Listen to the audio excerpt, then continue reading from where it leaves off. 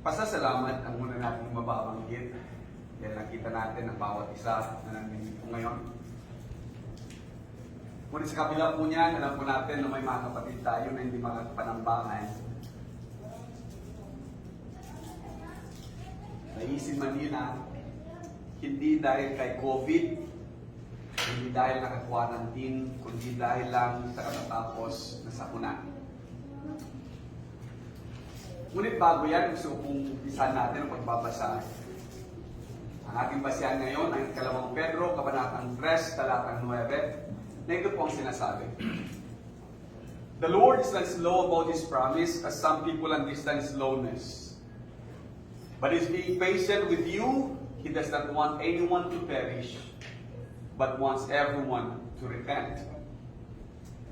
Hindi mabagal ang Panginoon tungkol sa kanyang pangako na gaya ng kabagalang itinuturing ng iba, kundi matyaga sa inyo na hindi niya ibig na sino man ay mapahamak, kundi ang lahat ay dumating sa pagsisisi.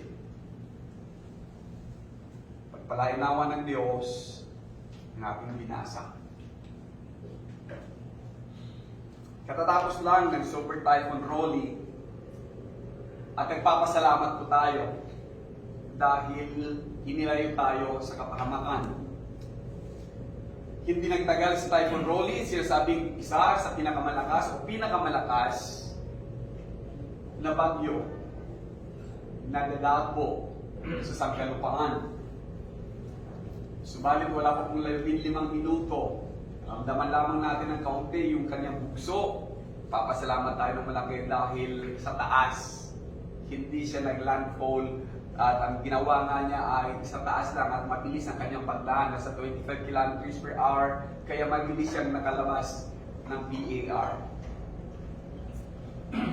Itong Typhoon Ulysses na iniisip natin na hindi kasing bagsik at hindi kasing lakas ni Rolly, sapagkat ang kanyang bugso ay nasa 100 lang, bugso niya ay aabot ng 155 lamang po. So inisip natin na itong bagyong ito ay hindi ganoon mapaminsala dahil hindi malakas ang kanyang hangin. So ba't naman tinitingnan natin, sabi ni Balong, covered yata niya ang buong Luzon kasi yung ulap habang tinatrack, habang tinitingnan, ito yung Luzon, ito talaga yung track niya eh. Parang sasaklaw niya ang buong Luzon. At bumaba nga lang siya ng kaunti. Subalit ito ang ating inabot kay Typhoon Ulysses. Lahat po tayo, inabot talaga ng kanyang narinig natin, naramdaman natin, talagang sumisipol, hindi lang sumisipol, halos magsalita na yung bagyo, magsalita na yung kanyang hangin.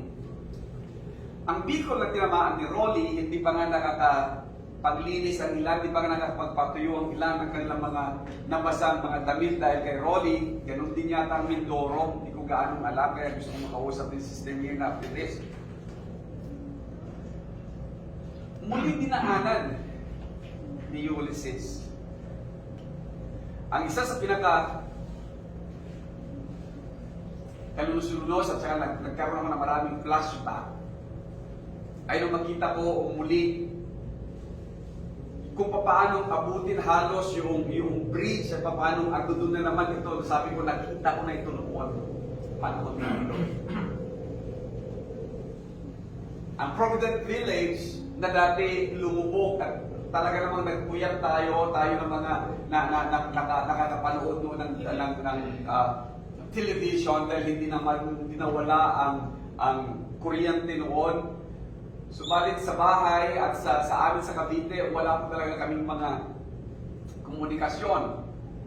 Mayroon niyang laman ng aming mga cellphone, wala namang signal.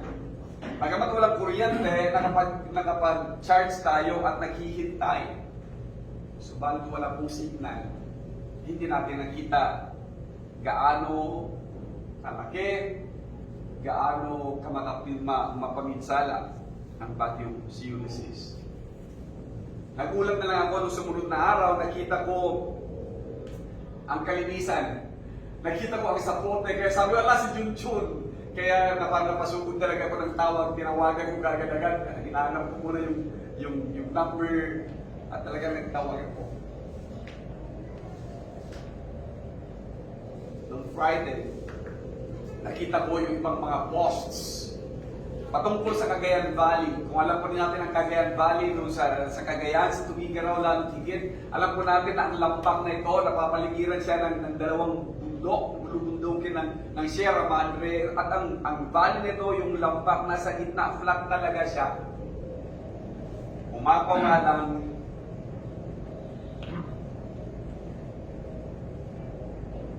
ang river, Cagayan, pinakamalaking ilog sa atin.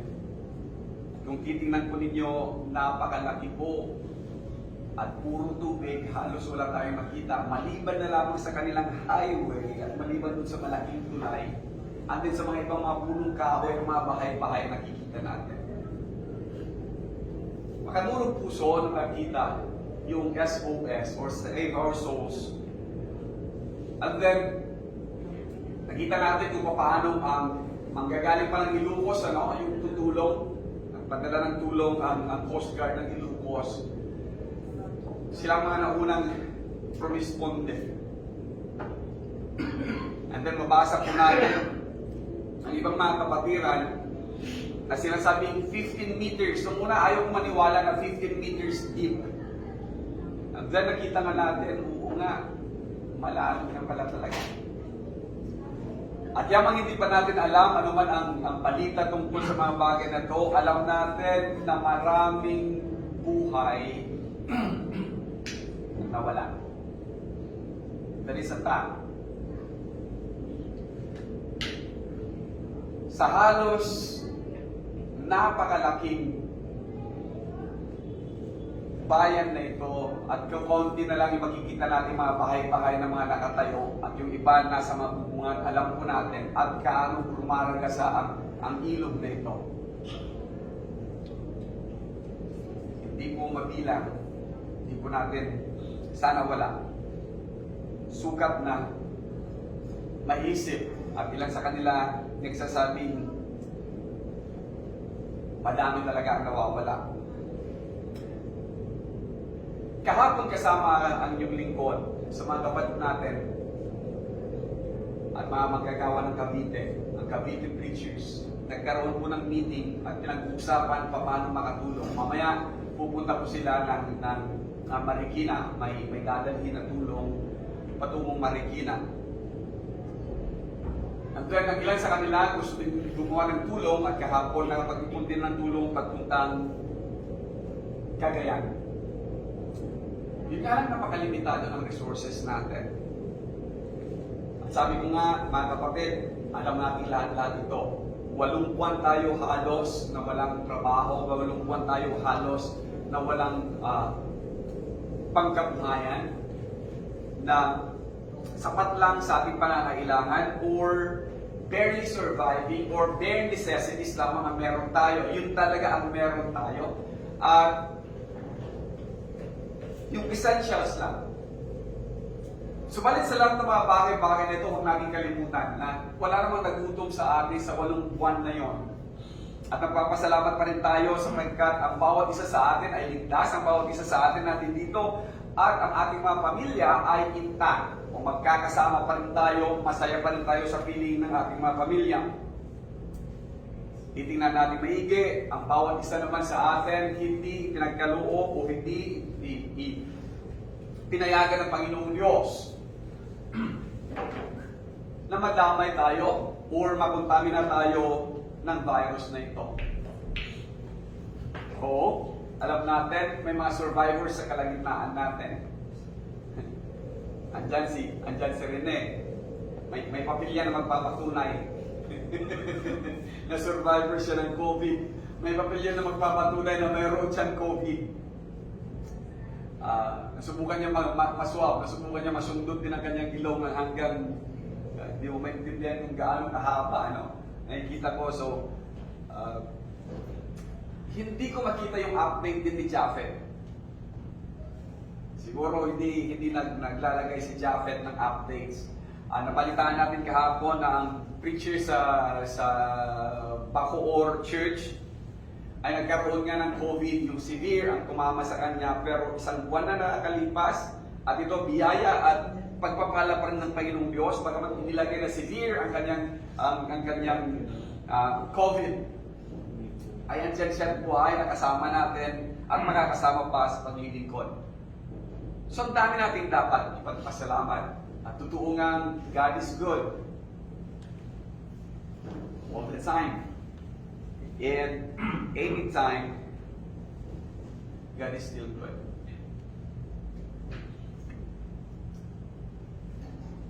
Sino dalawang bagyo? Anong bagyo sinundan ni Ronnie? Minawa pa kay Rory. Sonia. Si Quinta pa kay Rory. Sonia. At si Shoni. Tapos si Shoni, basta tatlo yan sila eh, tatlo magkakasunod, di ba? Ginagawa na nga ng love story na halos magkakasunod. Quinta, Rory, Shuni, tapos Quinta, Rory, Shuni, tapos O tatlo magkakasunod. Okay. Ang aftermath ni Ulysses ay, kung titingnan po natin maigi, yung tatlong bagyo na dumaan, bakit hindi kalakasan talaga, lalo higit sa atin kasi nauna nung dumating si Quinta, okay lang tayo kasi hindi tayo ang tinamaan. Pero ang napansin talaga natin, madaming ulan mga binuhos. Kaya paliwanag ng iba, ang lupa natin talaga, basang-basa na rin, saturated na ang lupa natin at wala na rin talaga tayong mga punong kahoy na pwedeng sumipsip pa ng karagdagang ulan. At dito naman sa atin, wala naman tayong punong kahoy talaga at ito nga yung sinasabi nila, maglagay daw dapat talaga ng watershed somewhere dito sa Marikina upang sa ganon, may space lang daw talaga ng puro water ang nandun doon. Brad, yung taas nung dam, di ba? Pinatayuan ng housing yun eh. O ngayon nila sasabihin magtatayo pa ng watershed. Ngayon pinatanggal nila yun eh. Alam natin yun, alam natin kung kanino at sino ang mga nauna doon na nagtanggal talaga ng mga punong kahoy kasi pinagawang village, pinagawa po yun na isang housing project.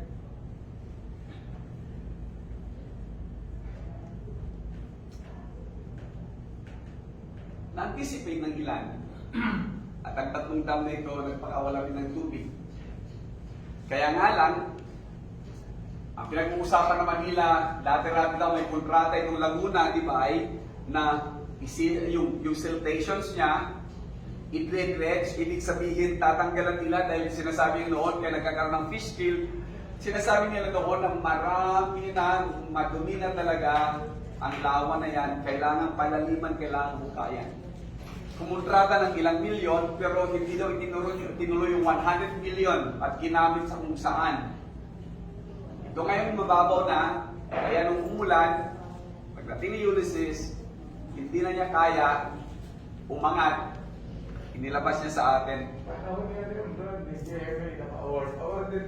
Yes. Kasi dito itinuloy pa.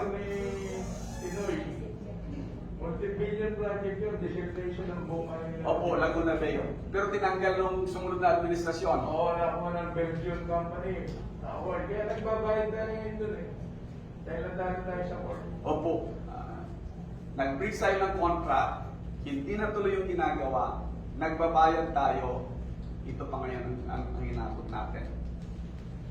Anyway,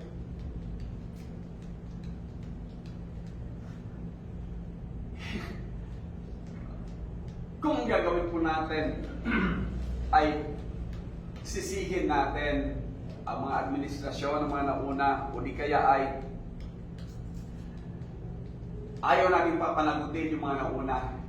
At ang ginagawa na lang lagi yata sa atin ay yung glorification noong Filipino resilience.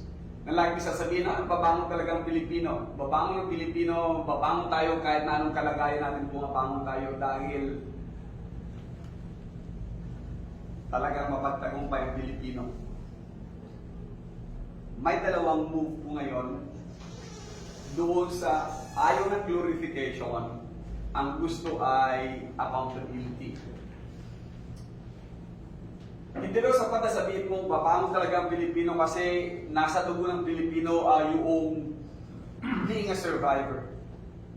Pero din, hindi din sapat na lagi na lang tayo na babangon na lang at hindi din papanagutin ang mga nagkasala. Bagay, ang hirap sa Pilipinas, wala pang pinapanagot na nagkakasala. Maalala ko lang panahon ni Marcos, yung mga una talaga niyang nahuli, talagang in-execute niya ng musketry. In-execute niya talaga ng firing squad, yung in-check na drug pusher noong kanyang kapanahonan. That is accountability. Mga kapatid, ito man ang issue ko na gusto kong dalhin lamang natin sa mandali. Kagaya ng pagkakaroon ng pananambahan naging faith issue noon. Kung dapat ba tayo sumunod sa gobyerno na hindi mo naman nambahan, at sabi ng ilan, dapat manambahan tayo, ano man ang sabihin. We would rather obey God than man. Mga sinasabi na ganyan noon. Pero sabi natin, God has given us everything we need. At ang Diyos ang nagbigay sa atin ng sapat na common sense pagdating sa pananambahan. At nandito nga tayo. Kaya inaakala natin, hindi natin sinasabing wala na pong threat ng coronavirus. Ang sinasabi lamang po natin ay mababa na po ngayon gaano yung transmission, pero andyan pa rin yung threat. Kaya patuloy tayo nakaganito, naka-face shield ako habang nagsasalita, naka-face mask kayo. Yung ating social distancing, patuloy po yan. Ang iniisip lang natin ngayon ay yung pagtulong. Yung pagtulong naman, gagawin pang faith issue. Sino daw ba ang tutulungan? Ang tutulungan ba natin yung mga tapat naman Kristiyano? Paano daw yung mga hindi na tapat? At paano daw yung mga hindi kaanig ng iglesia? Ito na naman tayo. Hindi siya faith issue. Kung titignan natin maigi ang Matthew Kabanatang 24, yung patungkol doon sa mga kambing at patungkol doon sa mga karnero, maliwanag po.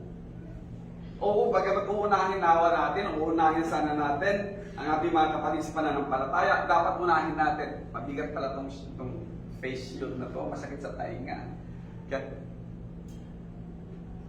priority lang natin yung nasa pamilya ng Panginoong Diyos. Pero ang lahat-lahat ay deserving ng ating tulong. Kaya mahirap din pagka nagpadala tayo na naka-specific lang sa mga bagay-bagay o sa mga certain na mga tao. Wala sa atin yung i-categorize ang mga biktima o i-categorize pa natin sinong dapat tulungan. Bagamat nararamdaman ng bawat kapatid yung pagmamalasakit natin kapag narinig nila na tayo ay tumutulong o tayo ay tutulong. May flashback lang ako nung undoy. Hindi po maalala, andun po kami, nagpunta po kami sa isang parte. Bitbit po natin ilang sasakyan ito. Bitbit namin. Nakatuntong po ako sa ilang patong na bigas. Na ang ulo ko halos tumama na doon sa kanilang ceiling. At ang bitbit namin ay madami tayong bitbit noon. Yun nga lang, halos matunaw po ako nung magsalita ang ministro doon habang nagbibigay kami ng mga relief goods. Sabi po ng preacher, doon sa mga taong nasa labas, no? Pinapasok namin kasi hindi namin alam kung anong procedure gusto nila. Basta nakita lamang po namin doon, maraming mga taong nandoon, nakita namin na yung patong-patong na bigas, ando doon, tinungtungan namin yung patong-patong na bigas at doon ako nagsasalita. And then, pinapatuloy ko yung ilan. Sabi ng preacher, kung hindi pa kayo binaha, hindi pa kayo papasok sa simbahan namin, gusto ko mong magtago. Halos matunaw sa yan.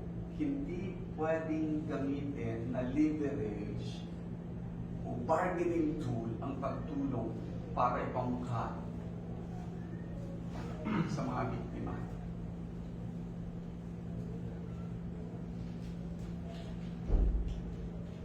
Siguro,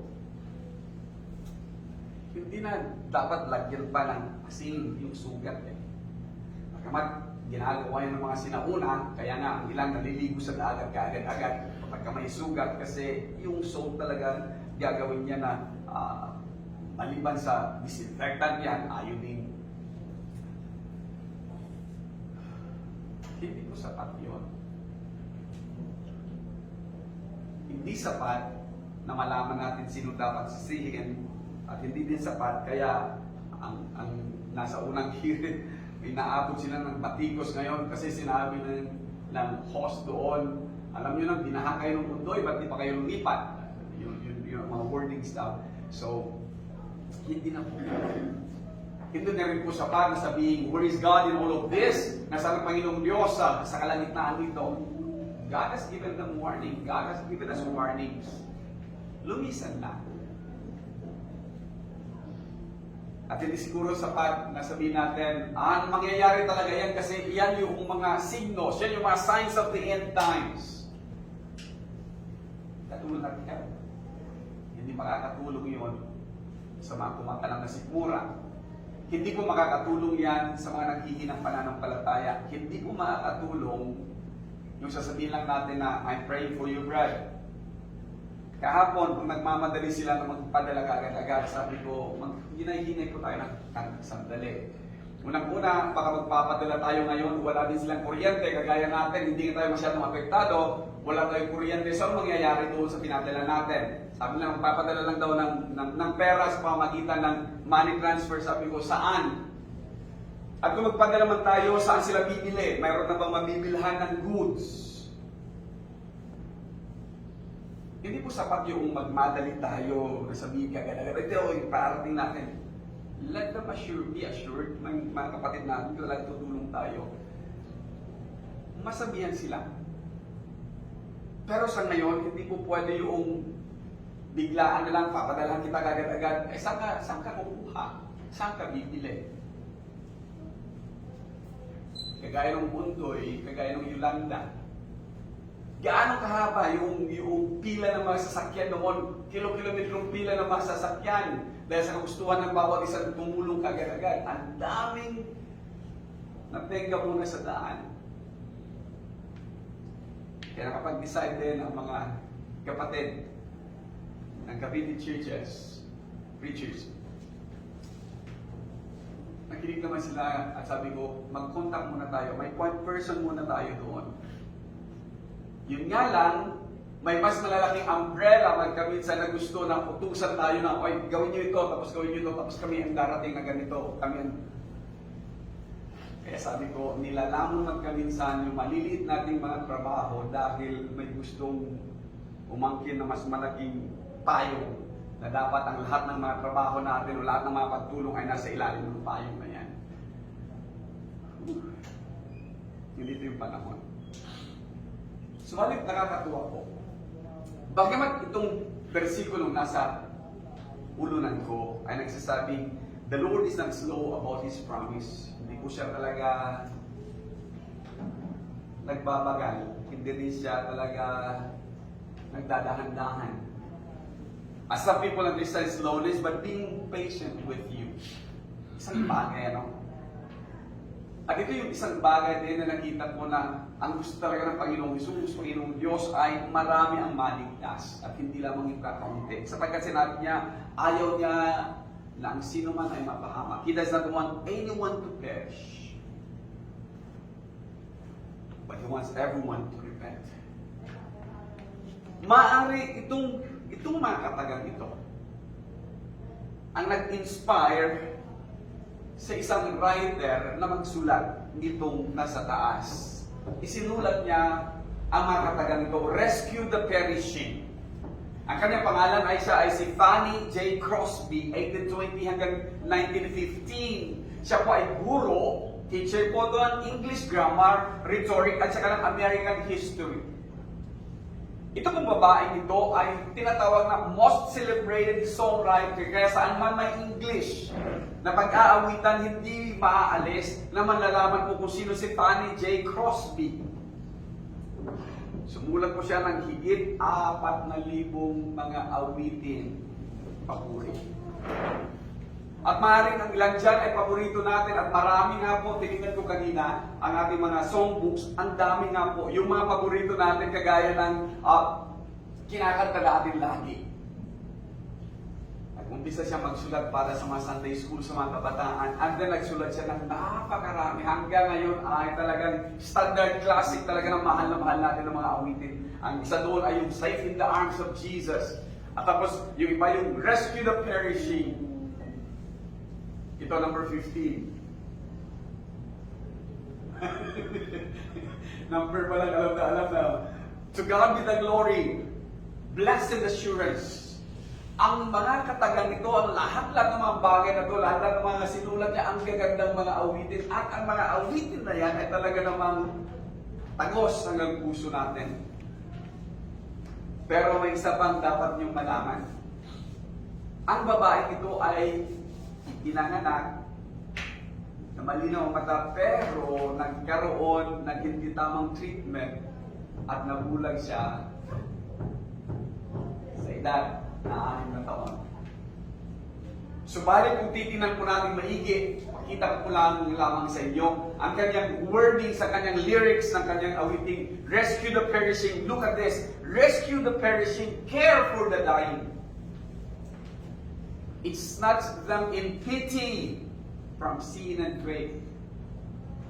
Hanguin mo sila, agawin mo sila na may pity, awa, habag, from sin and grave.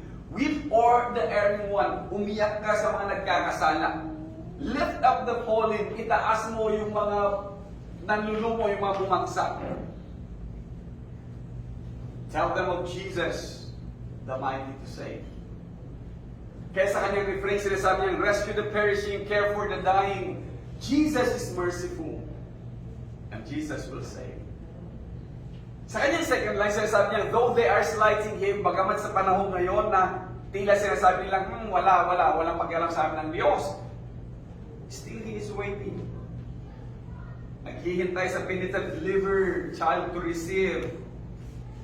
And then, ang ganda pa ng word, plead with them earnestly. Makisuyo ka sa kanila. Suyuin mo sila. Plead with them gently. Sabi mo sila na marangan, hinay-hinay. He will forgive them if only they believe. Down in the human heart, crushed by the tempter, feelings lie buried, that grace can restore. Hindi ng mga awiting ito. Touched by a loving heart, wakened by kindness, chords that were broken will vibrate once more. Oh, rescue the perishing, duty demands it. Strength for thy labor, the Lord will provide. Back to the narrow way, patiently will them, till the poor wander. A Savior has died. Bagamat hindi sa mga panahon ito, kailangan ng mga kapatiran natin na nagkakalang mga sikmura dahil sa gutom, dahil sa kawalan. Pero dapat tayo na may kakayahan, nakita natin ang nakita ng isang bulat na ito. Siguro nga, mas maganda ang kanyang insight. Maalala niya siguro before 6 kung gaano kaganda at gaano kabuti ng mga taong nasa paligid niya. At maaaring dahil produkto siya ng Bible school o ng Sunday school, nakita niya ang pagmamahal at kabaitan ng Panginoong Hesus sa kanya. Mga kapatid, si Fanny J. Crosby. Rescue the perishing, care for the dying, snatch them in pity from sin and the grave. Weep o'er the erring one, lift up the fallen,